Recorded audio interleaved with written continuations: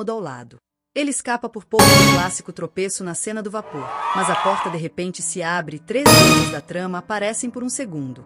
A porta se fecha novamente, e Oriu espera poder fingir que não acabou de testemunhar um segundo sistema solar, mas as garotas voltam para lhe dar uma bronca por espiar.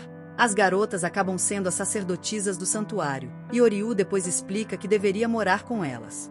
A irmã mais velha se recusa a aceitar que um tom bisbilhoteiro vá morar com elas, então Oriu pede para falar com o sacerdote para provar sua história. Infelizmente, o avô dela só voltará no dia seguinte. As garotas então se apresentam. A Alzade, a irmã mais nova, que secretamente quer perder o Vekard, Yald, a irmã do meio, que soa como se estivesse permanentemente chapada, e Yuna, que tem um futuro promissor como uma típica Karen. Oriu fica aliviado ao perceber que todas são esquisitas, assim ele não precisa fingir ser simpático. Seu único interesse está nas páginas dos seus livros. Diante disso, Yuna avisa que ele deve se comportar bem se quiser jantar. Mais tarde, Yald leva Oriu até seu quarto, alegando tê-lo limpado para ele.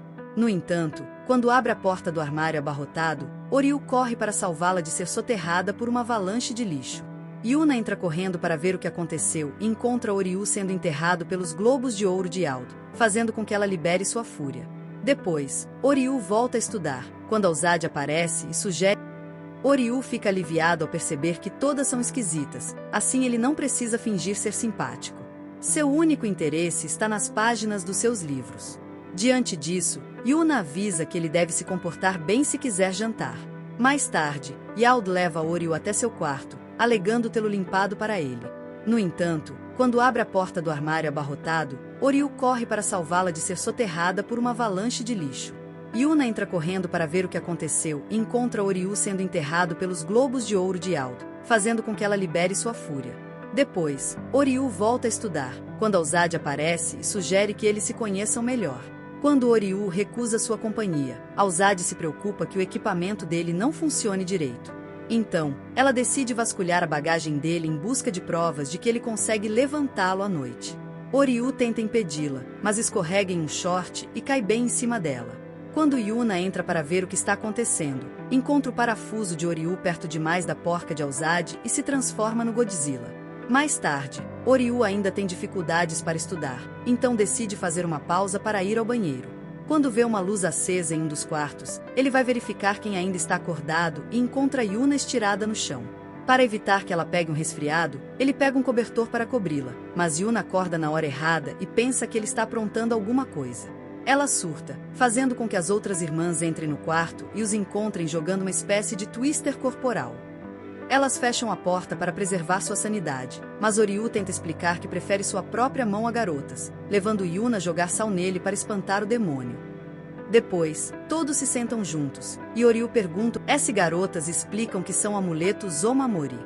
Yuna insiste que tinha que fazer isso sozinha para que as mãos manchadas de esperma de Oriu nunca as tocassem, fazendo Oriu perguntar por que ela iria tão longe se isso nem dá dinheiro. Nesse momento, as garotas começam a puxar os fios vermelhos de seus cabelos, explicando que os Shenmaitons ajudam a conectar pessoas que precisam de auxílio aos deuses. Em seguida, fazem suas orações com o fio vermelho enrolado em suas mãos.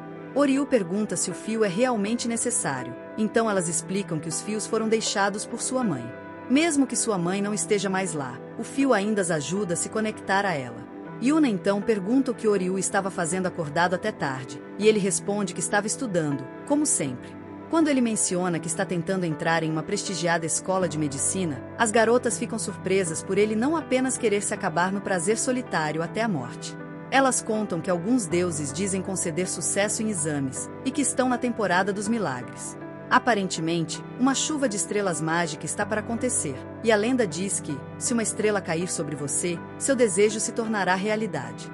Quando Yuna garante que os deuses certamente ouvirão sua oração, Oriu chama isso de um monte de baboseira. Ele explica que o impacto de um meteoro transformaria em uma panqueca, deixando Yuna pálida com sua blasfêmia. Para piorar, Oriu insiste que elas devem ter cérebro de conto de fadas, fazendo Yuna finalmente perder a paciência e tentar realizar um ritual para amaldiçoá-lo. Felizmente, Yald consegue impedi-la. No dia seguinte, mais e mais visitantes vêm ao templo, enquanto Oriu fica debaixo de uma árvore, lamentando como nada daquela baboseira funciona. De repente, ele ouve Yuna fazendo uma tentativa atroz de falar inglês com uma garotinha, que provavelmente terá pesadelos quando voltar para casa. Oriu intervém e, fluentemente, diz à menina para aceitar o talismã. A garota rapidamente o pega e acena para elas antes de ir embora. Depois disso, Oriu se oferece para ensinar Yuna a falar inglês melhor, para que ela não afugente os turistas estrangeiros, mas Yuna recusa a ajuda dele.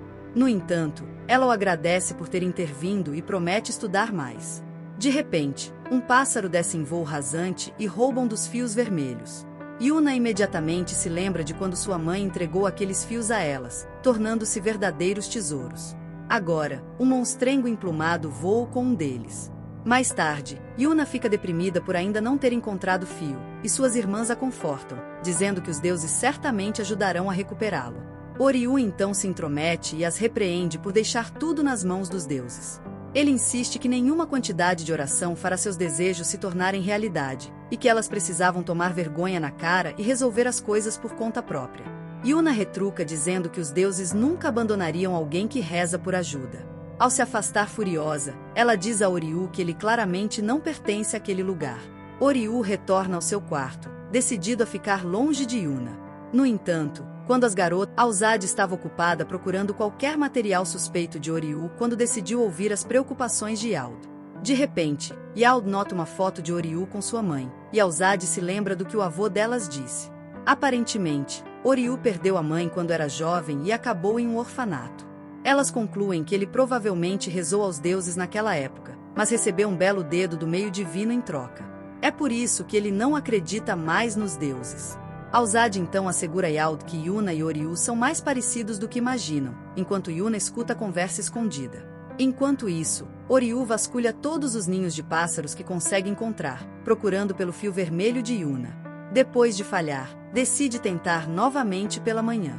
Mas então, ele se lembra das orações das garotas e resolve tentar também. Ao mesmo tempo, Yuna procura Oriu por toda parte, até que finalmente o encontra orando para que ela encontre seu tesouro. Yuna se junta a ele e elogia sua oração, então Oriu se desculpa por ter sido um babaca antes. Yuna também pede desculpas, e ao ver as mãos sujas dele, diz que, já que ele agora tem um pouco de respeito pelos deuses, ele pode continuar morando no santuário. Nesse momento, as outras garotas chegam, aliviadas por encontrá-los. No entanto, Alzad está convencida de que eles estavam secretamente fazendo algo proibido. Eles voltam juntos para casa e concordam que, se o milagre acontecer, poderão encontrar o fio vermelho de Yuna. No instante seguinte, Oriu fica chocado ao ver uma chuva de estrelas mágicas acontecendo, e todos observam maravilhados. No entanto, Oriu logo percebe que não é um milagre, e sim uma chuva de meteoros combinada com as pétalas de cerejeira caindo ao mesmo tempo. As garotas se perguntam até quando ele vai continuar tão cético, como se a cena diante dele não fosse tão bela quanto o milagre. Finalmente,